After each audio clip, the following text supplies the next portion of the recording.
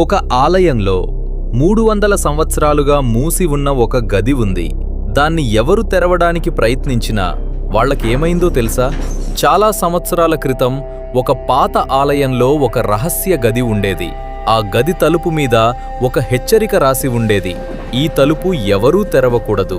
కానీ ఒకరోజు ఒక ధైర్యమైన వ్యక్తి ఆ గదిలో ఏముందో తెలుసుకోవాలని నిర్ణయించాడు.